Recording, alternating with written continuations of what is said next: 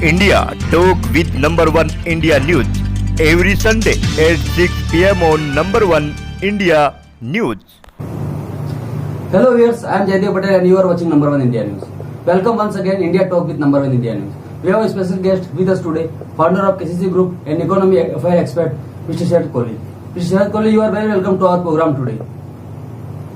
Thank you. Mr. Sharad Kohli, my first question to you is that inflation and employment will increase in the country due to falling rupee. Yes, falling rupee does have an impact. There is no doubt about it. I mean, falling rupee is going to make our imports more expensive. Falling rupee will also fuel inflation to a certain regard because we are very high on imports these days. Our trade deficit has grown.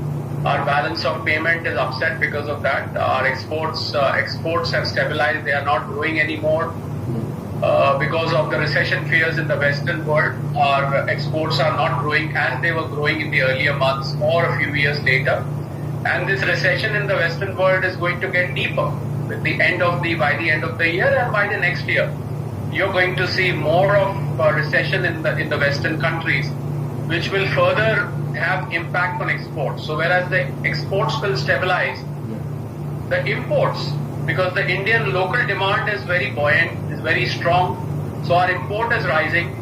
So because of that, everything that we are using from abroad, whether it is raw material, whether it is components, whether it is APIs, whether it is electronics, machinery, whatever we are using, including crude oil, all that is going to become expensive, especially crude oil, because 86% of our country's requirements are coming from imports. And despite the fact that crude oil prices have come down from $120 down to about $86, $87, but some part of that fall or some effect of that fall has been negated, has been neutralized because of the falling rupee, which is now touching 81 rupees, an all-time high.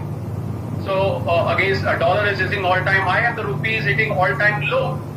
So yes, this will cause a certain negative impact on the economy. We cannot say that the falling rupee will have no effect on us. It affects a common man also. Very few people know that a falling rupee affects a common man also. Even if you're not buying anything in dollars, you don't buy in dollars in India.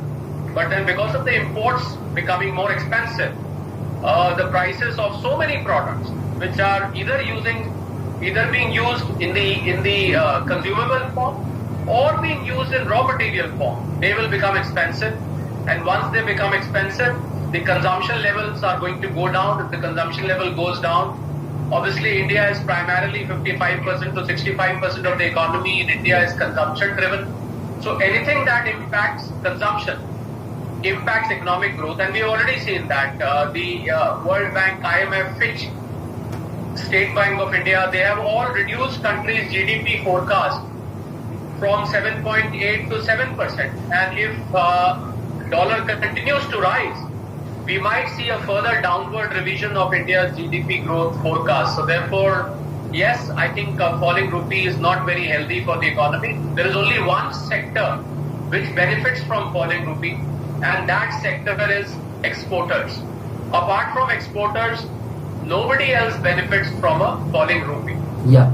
Mr. Sharad Kohli, when we start looking for new long-term solution, that is a new policy, but what should be done at this time that we get relief because investment is not happening, MSME sector is sitting and not ready to invest money there, and industrial growth rate, this also shows. Well, I think the interest rates, because Monetary Policy Committee of RBI is coming down by the end of this month. We have already seen the American Fed increasing the rate by 75 basis points, and they have very clearly indicated that this rate hike, because inflation is above 8% in the US, so this rate hike will continue well throughout 23 and maybe it will go on to 2024 also. So this is not very good for our economy because America is the biggest economy in the world, and it is said that America sneezes and the world catches cold. So no part of the world can remain immune to what is happening in America. I think the government of India at this point can heave a sigh of relief from the fact that the Indian economy is still growing. India is a shining star. India is a bright spot in the world, whereas the world is under threat of recession. We are still, amongst the fastest growing big economies in the world. We are amongst the top 5 economies today in terms of absolute GDP. So India is in a better position. But then if this recession in the Western world sets in, and if this recession gets deeper into their economies, it will start affecting us. And I think Government of India and its policies should be prepared to handle this. What we can do as far as the rupee fall is concerned, we can take a few steps. One is we should restrain unnecessary imports, that is import of non-essential goods for some time should be restricted. We should not allow import of, let's say, luxury cars or things which do not impact us. I think they can be stopped to conserve our foreign exchange, because RBI has already used $97 billion of our foreign exchange in currency swaps to stabilize the rupee. And despite that, rupee is under pressure. And I think so we should restrain the unnecessary imports. Apart from that, there is a scheme called Liberalized Remittance Scheme, LRS, under which every Indian can remit 2,50,000 rupees abroad for various purposes without too many questions being asked. And a lot of Indians are sending their children abroad, and I must tell you that each child going abroad on an average spends 25 to 50 lakh rupees, even if you are sending it to a cheaper college. Yeah. So that increases the demand for foreign exchange. So I think the message for Indians is that you must restrict and try and study. There are very good educational institutions in India. Make your children study in India. This should not become a status symbol. Making your child study in America or Europe or any other part of the world is becoming more of a status symbol. Yeah. And it's like a rat race. ये जो एक करता है वो सभी करेंगे. So I think it should not be a rat race. This will save foreign exchange as far as the country. Another very good step which government can take is that on the NRI deposits, government should increase the deposit rates. This will invite, there is a 2 to 3 crore Indian diaspora in various parts of the world who send a lot of money to India, who invest a lot of money in India. So I think NRI deposit rates should be increased so that these people start remitting funds to India, which will improve our foreign exchange position. If our foreign exchange position is strong, we were $643 billion. We have now come down to $545 billion. So we have lost about $97 billion, most of it because of currency swaps. So I think if our foreign exchange position is strong, RBI will be able to freely do these currency swaps and keep rupee more static. As far as falling exports are concerned, I think India should become more competitive. China is not in a very good position. China's real estate sector, China's financial sector, China's youth unemployment today is as high as 20%. So China is not the same China as it used to be. It's not in a very good shape. A lot of companies, a lot of investment is moving out of China. So I think this is a very good opportunity for India to bring that investment to India. India must lay a red carpet for these investors to make sure that they invest in India. This will bring foreign exchange. This will also bring in employment. This will improve country's tax collection. It will overall boost the economy. So I think Make in India, which incidentally, as we talk today, Make in India has completed 8 years. You know that big lion with machines on it. Yeah. Today that lion is 8 years old. So I think Make in India, it is time that the 27 sectors where Make in India was given a push, I think it is time that this should be expanded to more sectors, and Make in India should be given big push. Startup is synonymous with tech-based startups. That is app. You develop an app in your startup. I think it is high time that Government of India starts a mission where startup is not just about technology. Startup is not just about developing an app, becoming an aggregator. Startup is also about starting your own small little manufacturing unit. So I think more push to Make in India is the magic word, because if India becomes or takes place of China as world's factory, because that is what took China to second largest economy in the world. Yeah. Because China became a manufacturing hub. If India becomes that, if India tries to take that place, even by a fraction, I feel that a lot of problems will be solved. You will hit many birds by one stone.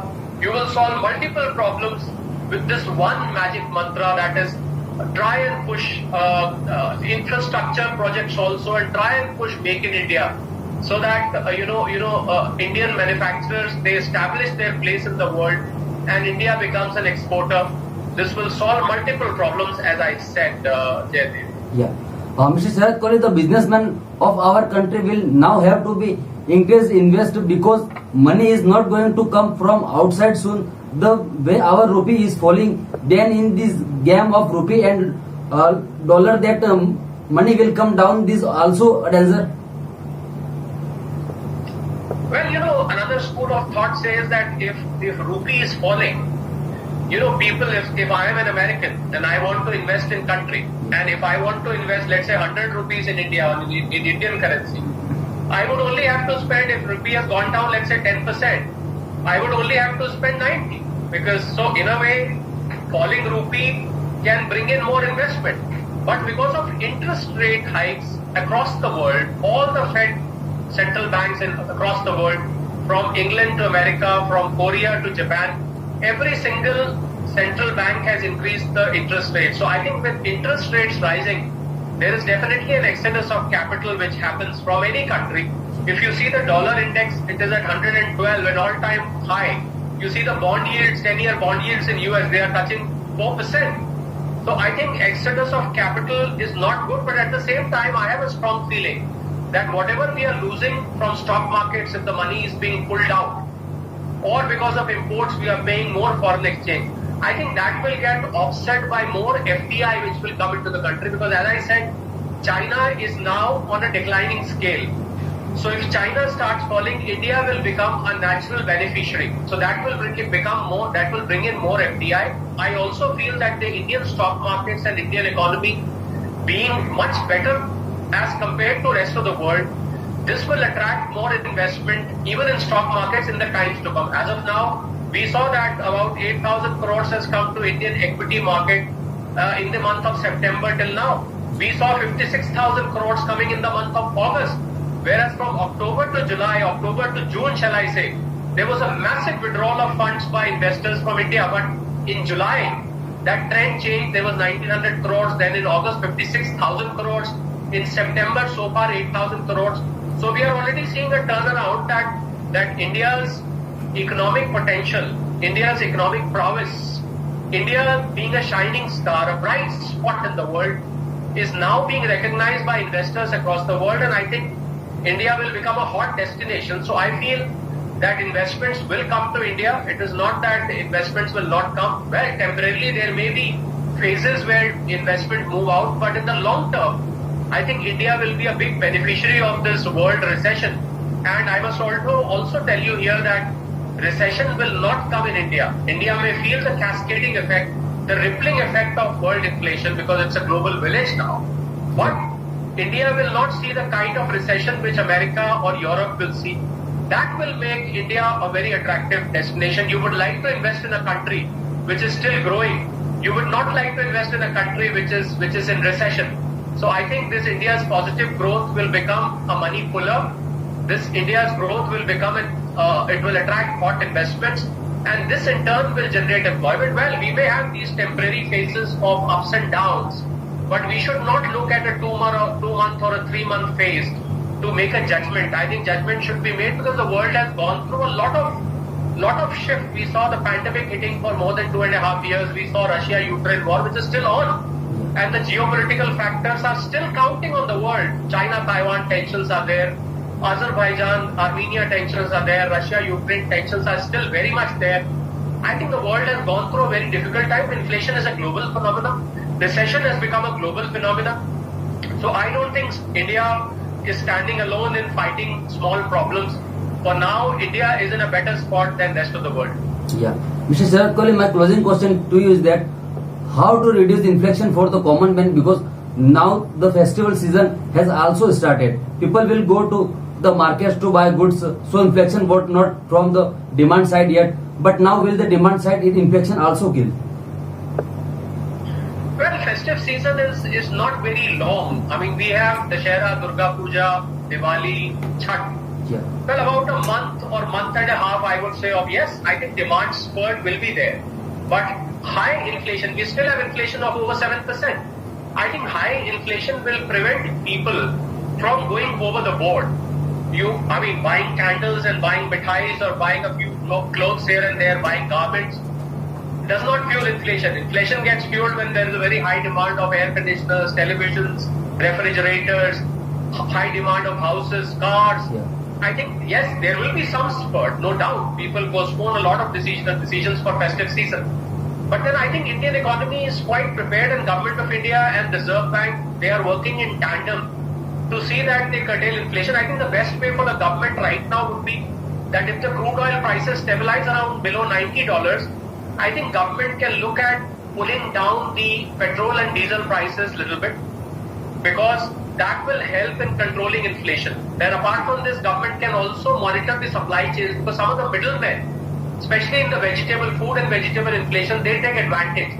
The role of bichaulias, as they say, middlemen, the wholesalers and the RPs, the commission agents. Because a farmer sells potato at 10 rupees a kilo, whereas a consumer buys potato at 40 rupees a kilo. So the remaining 30 rupees is the middleman margin. I think if government works to regulate this margin by the middlemen, inflation impact can be significantly reduced. Yes, festive demand will spur the demand a little bit, there is no doubt, but I think that will be healthy, because demand improvement in India would be considered unhealthy, and any demand-driven inflation can be controlled by RBI interest rate hike, because RBI interest rate hike did not have major impact on inflation simply because this was a demand-driven. This wasn't a demand-driven inflation. This was a supply-driven inflation. So interest rate hikes, economic principle-wise, do not impact supply constraints. If it is a demand-driven inflation, yes, the inflation can be curtailed, which is why we saw some difference of opinion between the finance ministry and RBI recently, when the finance ministry indirectly suggested to RBI that, look, do not go very hard, do not be very hawkish in interest rate hikes, try and go slow so that the demand is not impacted. Otherwise, if your loans become expensive,